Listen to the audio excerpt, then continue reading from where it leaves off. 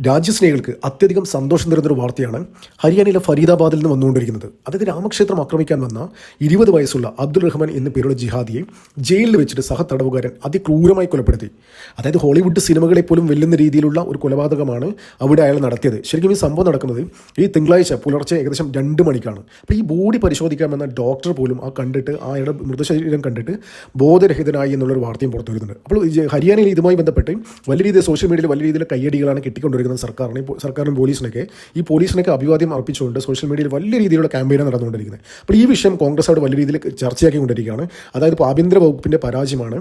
അതായത് നയാബ് സിംഗ് സൈനിയാണ് അവിടുത്തെ മുഖ്യമന്ത്രി തന്നെയാണ് ആഭ്യന്തരം കൈകാര്യം ചെയ്യുന്നത്. അതായത് മുഖ്യമന്ത്രി രാജിവെക്കണം എന്നൊക്കെ പറഞ്ഞിട്ട് കോൺഗ്രസ് വലിയ രീതിയിൽ, നമുക്കറിയാം കോൺഗ്രസ് എപ്പോഴും എല്ലാ സമയത്തും ജിഹാദികളുടെ കൂടെയാണ്. ഇപ്പോൾ കേരളത്തിൽ തന്നെ കാണുന്നില്ലേ, അതായത് ജമാഅത്തെ ഇസ്ലാമി പോലുള്ള തീവ്രവാദ സംഘടന കൂട്ടിക്കൊണ്ട് നടക്കുന്നത് ഈ കോൺഗ്രസ് ആണ്. അപ്പോൾ എന്ത് തന്നെയായാലും അവിടെ നടന്നത് വലിയ രീതിയിൽ കയ്യടി അർഹിക്കുന്ന ഒരു കാര്യം തന്നെയാണ്. അതായത് നമ്മുടെ രാജ്യത്തിനെതിരെ പോരാടുന്ന ആൾക്കാർ ഇങ്ങനെ തന്നെ വേണം ഇതാക്കാൻ. അതായത് ജയിലിലിട്ടിട്ട് തീറ്റിപ്പോട്ടേണ്ട ഒരാവശ്യം ഞങ്ങൾക്കില്ല. അതായത് ഞങ്ങളുടെ ജനങ്ങളുടെ ടാക്സ് കൊണ്ട് കഷ്ടപ്പെട്ട് പണിയെടുത്ത് ചോര നീരാക്കി ഉണ്ടാക്കിയ കാശാണ് നമ്മൾ ടാക്സ് എടുക്കുന്നത്, ഓഫ് കോഴ്സ് രാജ്യത്തിൻ്റെ വികസനത്തിന് വേണ്ടിയിട്ട്. അപ്പോൾ ആ ടാക്സിന് ഇത്തരത്തിലുള്ള ജിഹാദികളൊക്കെ തീറ്റിപ്പോറ്റേണ്ട ആവശ്യം ഇല്ല. അപ്പോൾ ഈ കൊല്ലപ്പെട്ട അബ്ദുൾ റഹ്മാനെ എങ്ങനെ പിടിക്കപ്പെടുന്നത്? കഴിഞ്ഞ മാർച്ചിലാണ് ഇയാളെ ഗുജറാത്ത് ആൻറ്റി ടെററിസ്റ്റ് സ്ക്വാഡും ഹരിയാന സ്പെഷ്യൽ ടാസ്ക് ഫോഴ്സും പിടികൂടുന്നത്. ഈ പിടികൂടുന്ന സമയത്ത് ഗുജറാത്തിൽ വെച്ചാൽ പിടികൂടിയും. അപ്പോൾ ഇയാൾക്കൊരു കണക്ഷൻ എന്ന് വെച്ചാൽ വളരെ ഫേമസ് ആയ ഒരു കണക്ഷൻ ഉണ്ട്.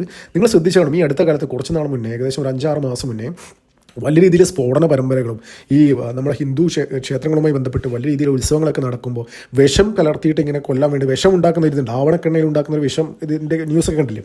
അപ്പോൾ അവരുമായി ആ ഒരു ഗ്യാങ്ങിൽപ്പെട്ട ഒരാളാണ് ഇയാൾ. കുറേ നാളായിട്ട് ഇങ്ങനെ നോക്കി നടക്കുകയാണ് ഗുജറാത്ത് ആൻറ്റി ടെററിസം സ്ക്വാഡ്. അപ്പോൾ അങ്ങനെ പോകുമ്പോഴാണ് ഇയാൾ പിടികൂടിയത്. അപ്പോൾ ഇയാൾ ടാസ്ക് എന്താണ്, എന്തിനാണ് ഇവിടെ വന്നത്, എന്താണ് ചെയ്യാൻ ഉദ്ദേശിച്ചതെന്ന് വെച്ചാൽ രാമക്ഷേത്രം തകർക്കാൻ വേണ്ടിയിട്ടാണ്. അപ്പോൾ ആ രാമക്ഷേത്രം തകർക്കാൻ വേണ്ടി വലിയ രീതിയിലുള്ള സ്കെച്ചും മാപ്പും ഒരുപാട് മാപ്പുകളും അങ്ങനെയുള്ള കാര്യങ്ങളൊക്കെ പുള്ളിയുടെ കയ്യിൽ നിന്ന് പിടിച്ചെടുത്തിട്ടുണ്ടായിരുന്നു. അപ്പോൾ ഇത് നേരത്തെ ഈ ഡൽഹി സ്ഫോടനവുമായി ബന്ധപ്പെട്ട് അവരെക്കായിട്ട് വലിയ രീതിയിൽ ബന്ധമുള്ള ഒരാളാണ്. അപ്പോൾ ആരാണ് ഇയാളെ ജയിലിൽ വെച്ച് കൊല ചെയ്തതെന്ന് വെച്ചാൽ അയാളെ പേര് പോലും പുറത്തു വന്നിട്ടുണ്ട്. അരുൺ ചൗധരി എന്ന് പറയുന്ന 23 വയസ്സുള്ള ഒരു ചെറുപ്പക്കാരനാണ് ഇയാളെ ഈ അബ്ദുൾ റഹ്മാൻ എന്ന് പറയുന്ന ജിഹാദി ജയിലിൽ വെച്ച് കൊലപ്പെടുത്തിയത്. അപ്പോൾ അരുൺ ചൗധരി എങ്ങനെ ഇവിടെ വരുന്നു?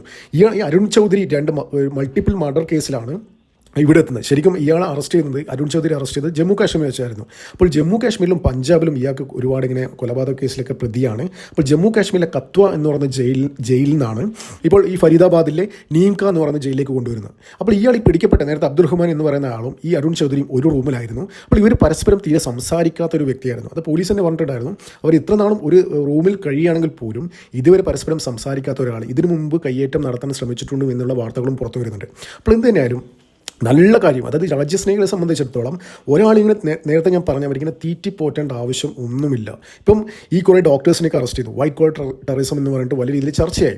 അപ്പോൾ എന്താണ് ചെയ്തത്? ഇവിടുത്തെ മാധ്യമങ്ങളൊക്കെ വലിയ രീതിയിൽ അങ്ങനെ വൈറ്റ് കോളർ ടെററിസം ഇല്ല, അതെന്താണ്, അങ്ങനെ സംഭവമില്ല, ഇവിടുത്തെ സംഖ്യകൾ വലിയ ന്യൂനപക്ഷ മുസ്ലിം വിരുദ്ധ ഇത് ക്യാമ്പയിൻ പ്രൊപ്പഗണ്ട കൊണ്ടുവരികയാണ്, അങ്ങനെയുള്ള കാര്യങ്ങളാണ് ഇവിടുത്തെ മാധ്യമങ്ങളൊക്കെ വലിയ രീതിയിലുള്ള ചർച്ച ചെയ്തത്. ഇപ്പം ഈ ഒരു സംഭവം ഹരിയാനയിൽ വലിയ ഇതായിട്ടുണ്ട്, അതായത് വലിയ ചർച്ചയായിട്ടുണ്ട്. പോലീസിനെയൊക്കെ അഭിവാദ്യം അർപ്പിച്ചുകൊണ്ട് സോഷ്യൽ മീഡിയയിൽ വലിയ രീതിയിൽ ക്യാമ്പയിൻ നടത്തിക്കൊണ്ടിരിക്കുകയാണ്. അതായത് ഇങ്ങനത്തെ ഒരാൾ ഞങ്ങൾ നൽകുന്ന ടാക്സ് ഉപയോഗിച്ചിട്ട് ഇവന് ഒരു ഗ്ലാസ് പച്ചവെള്ളം പോലും കൊടുക്കരുത് എന്നാണ് അവർ പറഞ്ഞത്. അതായത് തീർക്കേണ്ടവർ ഇങ്ങനെ തന്നെ തീർക്കണം. നമ്മൾ യോഗി കാണുന്നില്ല, യോഗി ഉത്തർപ്രദേശ് എന്താ ചെയ്യുന്നത്? അതായത് ആരെങ്കിലും ഇത്തരം കേസുകളൊക്കെ പിടിക്കപ്പെട്ട് കഴിഞ്ഞാൽ അതായത് ഫിനിഷ് ചെയ്യുക.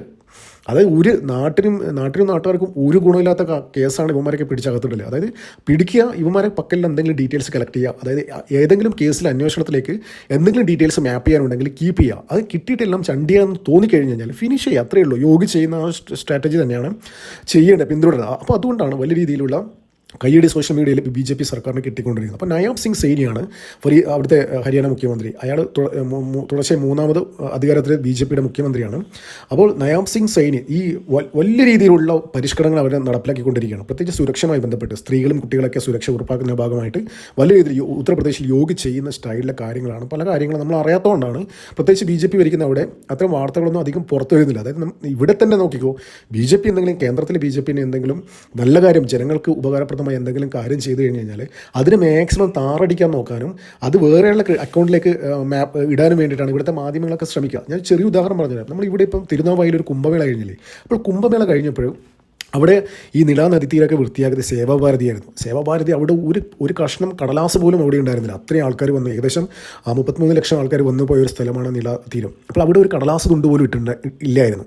അപ്പോൾ എല്ലാം വൃത്തിയാക്കിയത് സേവാഭാരതിയാണ്. അപ്പോൾ മനോരമ എന്താണ് ചെയ്തത്, അതായത് അവർ ഈ തൊഴിലുറപ്പുകാരാണ് ഇവിടെ ക്ലീൻ ആക്കിയിട്ടുള്ള ഫോട്ടോ ഒക്കെ വെച്ചിട്ട് വലിയ രീതിയിൽ വാർത്ത കൊടുത്തു, അതിനെ തമസ്കരിക്കുന്ന രീതിയിൽ. അപ്പോൾ ഇവിടെ ചെയ്യുന്ന കാര്യങ്ങൾ, ഈ ചെറിയ കാര്യങ്ങൾ പോലും BJPയുടെ അക്കൗണ്ടിലോട്ട് പോകരുതെന്ന് വിചാരിക്കുന്ന മാധ്യമങ്ങളാണ് ഇവിടെ ഉള്ളത്. അപ്പോൾ ഹരിയാനയിൽ എന്തെങ്കിലും നല്ല കാര്യങ്ങൾ ചെയ്ത് കഴിഞ്ഞാൽ ഒരിക്കലും ഇത് പുറത്തുമില്ല. നമ്മൾ ഉത്തർപ്രദേശിലെ കേസ് ഇവിടെ അറിയുന്നുണ്ട്, സോഷ്യൽ മീഡിയയിൽ ആൾക്കാരെ എടുത്തിട്ട് നല്ല രീതിയിൽ അലക്കുന്നുണ്ടെന്നല്ല എല്ലാ രീതിയിലും ഇങ്ങനെ ഷെയറിങ്ങും ഇതൊക്കെ വരുന്നതുകൊണ്ടാണ് നമ്മൾ അറിയുന്നത്.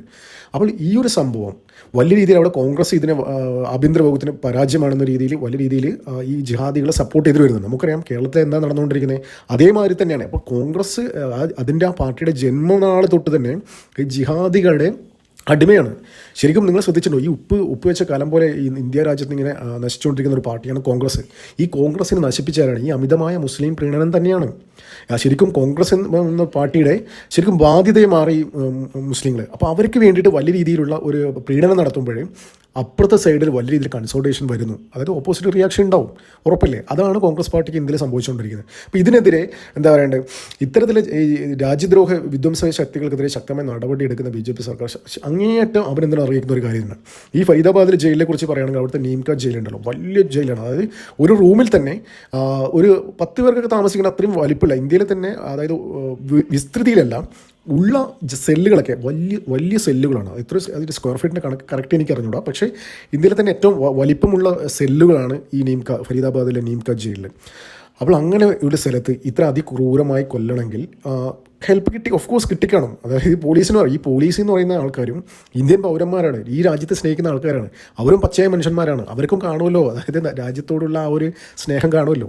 അപ്പോൾ ഇത്തരം കാര്യങ്ങളൊക്കെ അവനെ എക്സിക്യൂട്ട് ചെയ്യാൻ വേണ്ട കാര്യങ്ങളൊക്കെ എക്യുപ്മെൻറ്റ്സും കാര്യങ്ങളൊക്കെ കൊടുത്തത് പോലീസ് തന്നെയായിരിക്കും. അപ്പോൾ ഇത്രയും വലിയ ജയിലിൽ, അതായത് ഒരുപാട് വലിയ ഹൈ പ്രൊഫൈൽ ക്രിമിനൽസ് താമസിക്കുന്ന ഇതാണ് ഈ ഫരീദാബാദിലെ ജയിലുകളൊക്കെ, ഈ ജയിൽ. അപ്പോൾ എന്തായാലും അത്തരത്തിലുള്ള ഒരു ജയിൽ, ഈ ഇത്തരം ഉപകരണങ്ങൾ കിട്ടണമെങ്കിൽ എന്തായാലും പോലീസിൻ്റെ ഒരു ഹെൽപ്പ് ഉണ്ടാകാം, ഇല്ലാതിരിക്കാം. എന്തായിക്കോട്ടെ, എന്തുതന്നെയായാലും വളരെ നല്ല കാര്യം, വളരെ സന്തോഷം നൽകുന്ന, രാജ്യസ്നേഹികൾക്ക് സന്തോഷം നൽകുന്നത്. നമ്മൾ ടാക്സ് കട്ടുമുടി ഇവനെ തീറ്റിപ്പോട്ടേണ്ട ഒരാവശ്യമില്ല. ഇങ്ങനെ പിടിക്കുന്നവന്മാരെ രഹസ്യങ്ങളൊക്കെ ചോർത്തിയെടുത്തിട്ട് അങ്ങ് ഫിനിഷ് ചെയ്തേക്കെ യോഗി സ്റ്റൈൽ. അപ്പോൾ നന്ദി, നമസ്കാരം, മറ്റു പിടിക്കണം.